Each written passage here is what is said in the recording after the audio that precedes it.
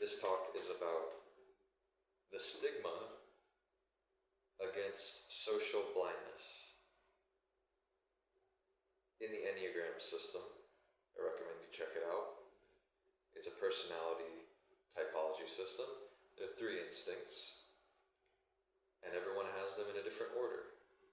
They have a dominant one, a second one, and a third one. The third one falls way behind, generally, for most people, in what we have access to, what we have competence in, what we can sense. 90% of humanity is first or second with their social instinct.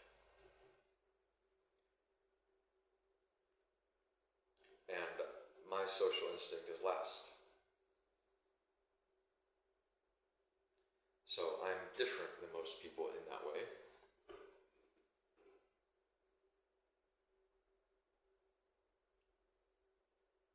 And if you get to know me at all, it's pretty fucking obvious. Or you might even find it obvious just looking at me. For a couple hours of my day in a social setting, there's like for me, there's a deep loner kind of vibe. Kind of like closed offness. But then once you talk to me, if there's interest there, then you'll see a personality come to life. Or now, I'm interested in this, I'm displaying myself, and so I'm here, present. But I generally, and this is my point of the video, I don't walk around sensing a strong energetic connection to people, in the sense that I'm not fully energetically being aware that they are a human with their own full experience. And I'm not picking up on I'm not tuned into, nor do I have much skin in the game of people's social signaling. I am tuned into it because I'm observant. That's part of my personality. And I can feel energetically kind of the shape of people's consciousness. I can see their repression and all that more than most people. But that's very different than, like, I'm not tuned into really giving a shit about them. Or giving a shit about, like, getting along with people.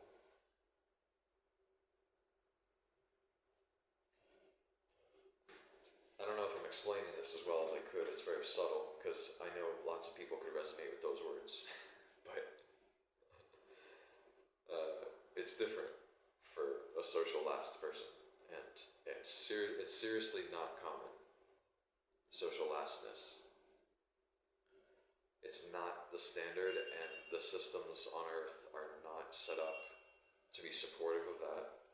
And there is deep taboo against the perspectives of social lasts.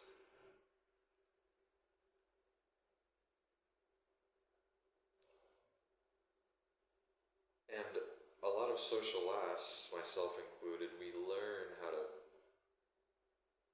act like a person in society. But we're not getting nourished by social connection.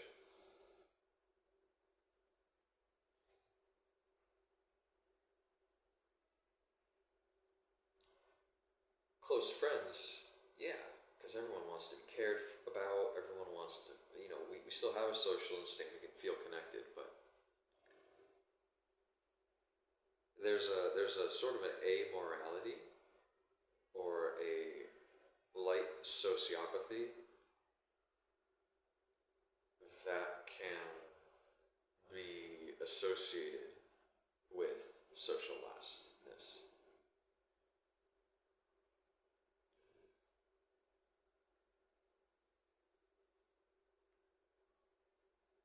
Most of the famous evil people of the world, dictators and whatnot, were certainly not social last. Like, a lot of them were probably social first.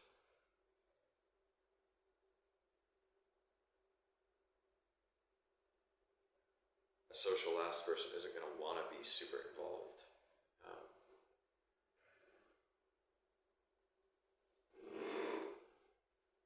or they might be involved, super involved, but it's not in the sense of a real social connectedness.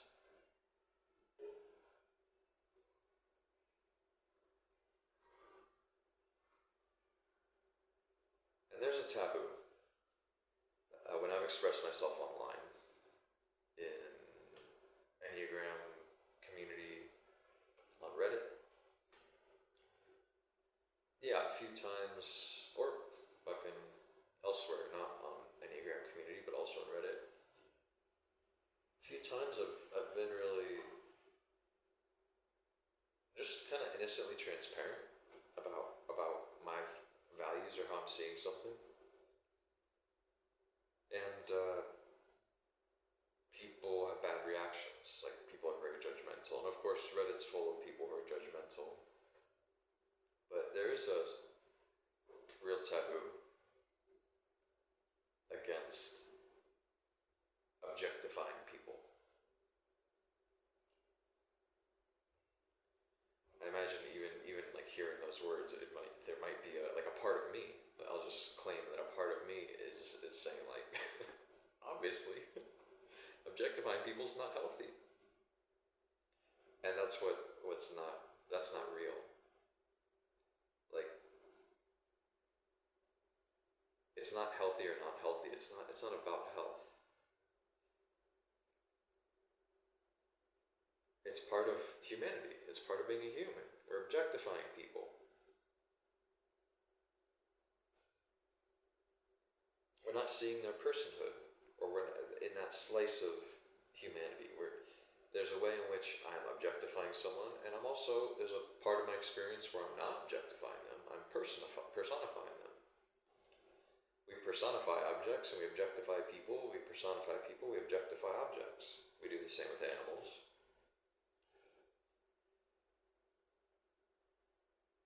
So as a social last person, I find as I evolve, I'm just what's coming front and center is the discovery of who I am in more totality, and my objectifying of people, like say women.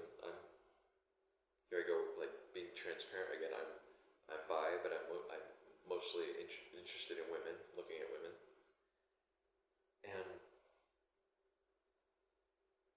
but this happens with men too, actually. But I'm looking at them primarily sexually. Oftentimes, most of the time, especially an attractive woman, I'm like, even if I am curious about who she is, it's because I'm attracted to her sexually. So it's 90% sexual. And even men, it's like, are they in shape or not? Are they hot or not? You know. And I'm not really interested in someone who's not hot to me unless they're really interesting as a person, or unless they have a personality that can serve me in some way. Like, help me evolve, or help my work, which is also related to personal evolution. If I don't respect them, I gotta find them hot. It's either I find them hot or I respect them. I don't get anything out of talking with a person unless I can get something from them for my evolution or my work, or unless they're hot to me, or I respect their personality in some way. And most people are not any of those. And a lot of people I find hot, they're just like such shallow or uninteresting personalities that it Doesn't matter.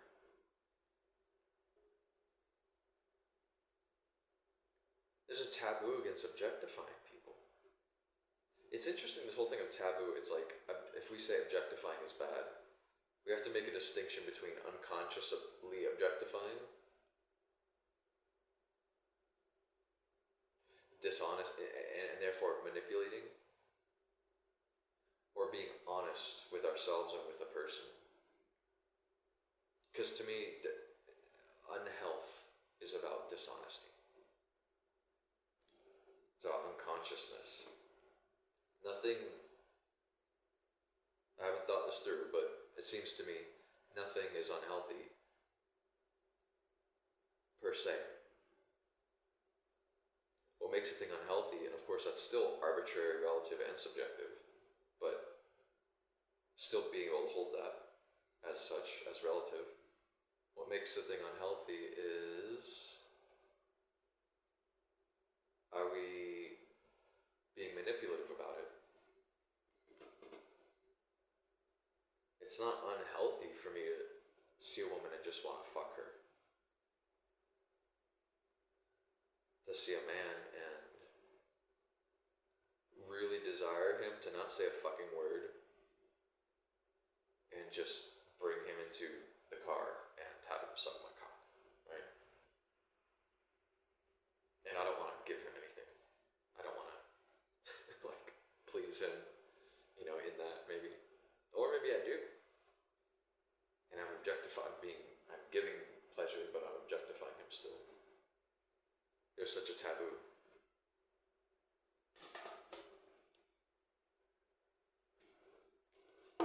It's all about being honest with oneself and accepting oneself. That's what self-acceptance is. It's not trying to change yourself. Trying to change yourself is a tricky notion, because 99% of the time it's bullshit. It's just one part of you trying to change another part of you. It's not you trying to change yourself. And most self-change is not really possible. It's like you can train certain patterns and habits, neural pathways. That's not, in that sense you could change yourself, but in terms of, okay, I have a certain quality, or I have a certain way of seeing something,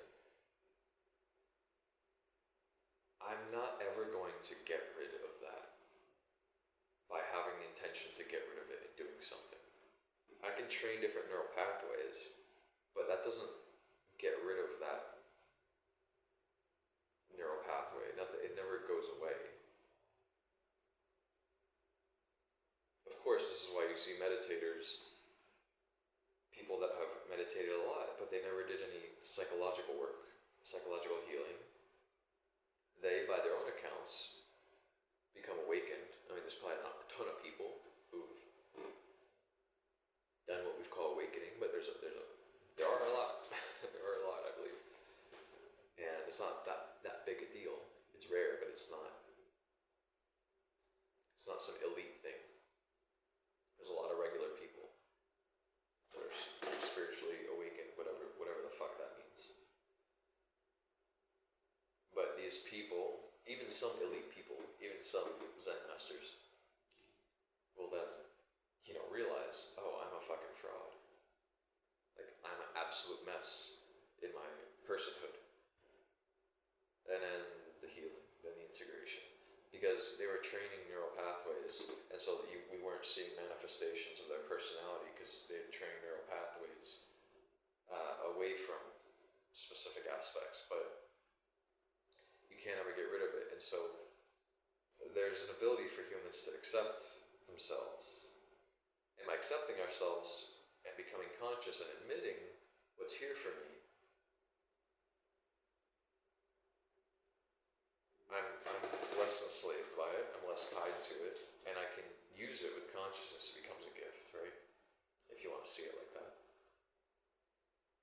So, beware of taboos, beware of judgments. So much so-called healing is not fucking healing. It's just a person becoming more aware self-aware, let's say, and then just carrying their judgment game of healthy, unhealthy, good, bad, into a more advanced state of self-awareness. That's what most healing is. Most people who talk about healing, most healers, I imagine. I don't know about that, but well, yeah, I mean, to a certain degree, yeah, most healers for sure. It's not black and white, but I mean, this is human nature for these pockets of, like, judgment is a very, aversion. Good and bad, healthy, unhealthy. This is a very human thing, even for people with a lot of self-awareness. It's amazing how it's such a habit, we just have a hard time getting that through to ourselves, that at every level. Like, that's not the game we're doing. And that's not healing. To label part of what's here for us bad, it's like, you can't get away from yourself. That's the point. You can't get away from yourself. It's super simple. This is super simple. It's amazing. Like, if we just reframe this for society, I think it's not that hard. People would get it. I mean, obviously most of the population wouldn't at this point. Most of the population of Earth is quite unconscious.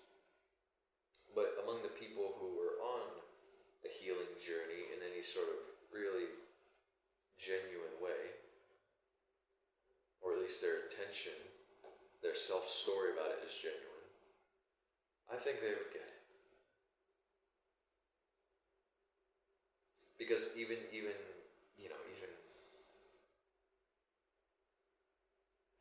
to say one is on a journey of healing versus on a journey of not healing, it's like, that's already a distinction that causes judgments, but it's pretty broad, so I don't think it's that detrimental to integration, which is another word for healing, integration. It's a better word. Look at me judging it. Better. No, that's okay. You can make distinctions. Better for a certain purpose, right? And that's where people make the mistake. They think the purpose is to become more good. There we go. Ding, ding, ding. That's what the purpose is. Self-improvement. It's not. The purpose is integrating more of us. The purpose is accepting what comes up for us. Because it's all, well, there's no because. I mean, we could make it about because this, because that, but that's just making it into another game. But it's because there's just a thing that happens in one's personal evolution where there's just a switch of the orientation. I don't know, it seems gradual and it seems sudden at the same time. It's kind of weird.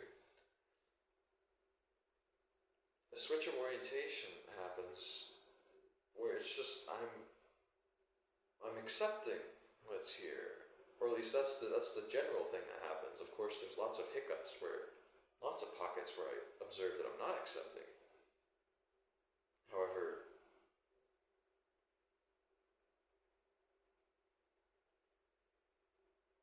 when the stigma of encountering certain aspects of myself fades, this happens naturally, where it's like, oh, that's more of me, or like, oh, this emotional state, which I thought was dragging me back from my healing goal, this is part of my healing goal. That's good. Oh no, I fell into this emotional state that's more contracted. This is not part of my healing goal. Yes, it is. That's to be accepted too. All emotional states are to be accepted. Boom. Boom. All experiences. Oh no, I just binge ate and I was totally asleep. Boom. Being asleep to yourself is part of it. I did that. I'm a person who does healing stuff and I fall asleep. And I binge eat. I'm that guy. I'm that guy who does that. I'm that guy who does drugs. I'm the guy who sleeps with prostitutes. I'm the guy, whatever it is, like all these things. I'm the guy who manipulated that woman.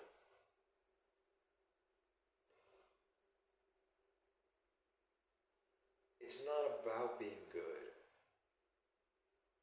my view, and I could be wrong about this, but my view is like, I don't think you're doing humanity any favors by being good. Now that sounds controversial to the voice in my head. I don't think you're doing humanity any favors by being good. I could think of a counter argument to that, but I like just letting that sit there. It's more interesting. It's provocative and it's interesting. I like it.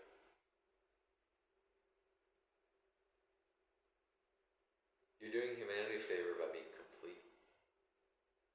And also, what about not doing humanity favors? Can you be that too? Because we're talking about completion, integration of all parts, all possibilities. How about not doing humanity a favor? How about harming humanity? So that you can be that too. Or maybe because you already are that.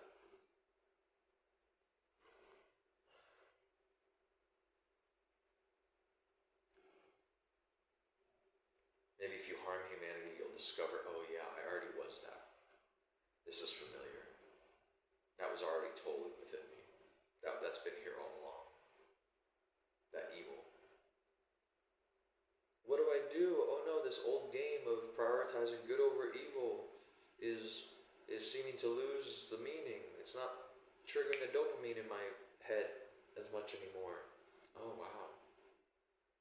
Evil, it actually feels kind of relieving and complete and whole to be evil a bit. Oh wow, what a discovery.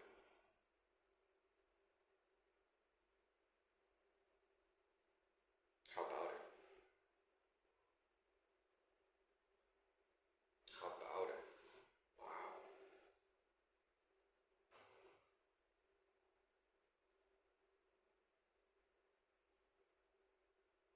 Okay, that's enough